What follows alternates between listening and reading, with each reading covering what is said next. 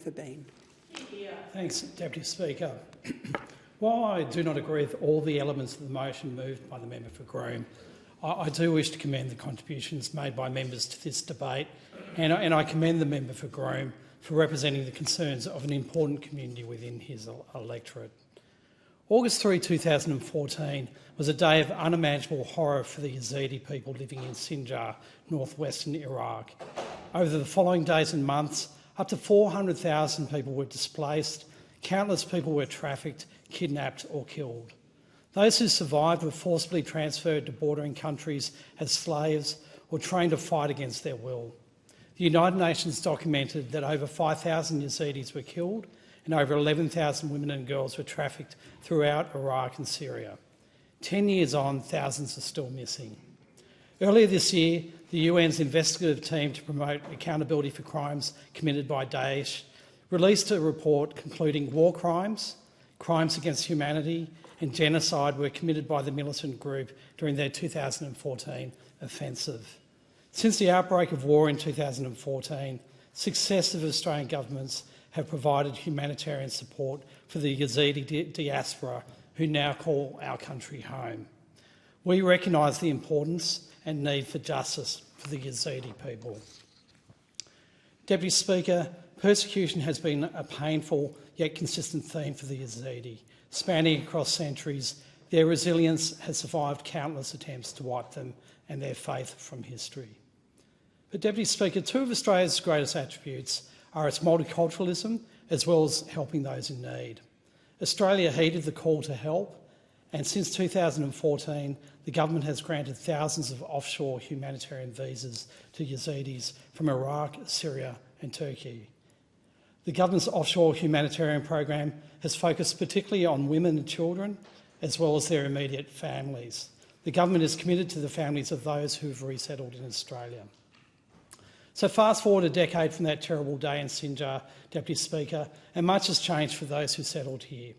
Regional hubs like Toowoomba in the division of Groom is now home to one of the largest Yazidi communities in the country. While we may not agree on everything in the motion being put before the House, I admire the member for Groom for strongly advocating for his constituents in this place. Kurdish Kurmanji, their traditional dialect, is the second most spoken language in the region.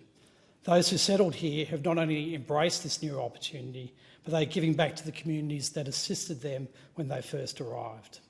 And for those who did resettle here, there's an understanding of feeling happy and safe, yet equally understandably there's a concern for their family and friends who remain at risk of ongoing persecution.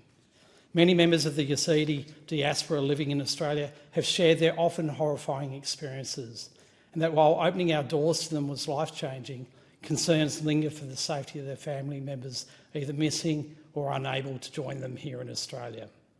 Stories like these reinforce why the government is providing 20,000 visas through our humanitarian visa program for the 2024-2025 period, ensuring we can permanently resettle and protect in Australia those most in need from around the world. Deputy Speaker, the Australian Government fully supports the rights of Yazidis to live in safety and security throughout Iraq and Syria. We acknowledge the horrific experiences of sexual slavery, torture, mass murder and brutality experienced by the Yazidi communities in Iraq and Syria at the hands of Daesh. We stand united with the Yazidi community and will continue to advocate for their rights and for justice, and monitor the efforts of the Iraqi government to achieve justice for the Yazidi community following that unthinkable violence in 2014.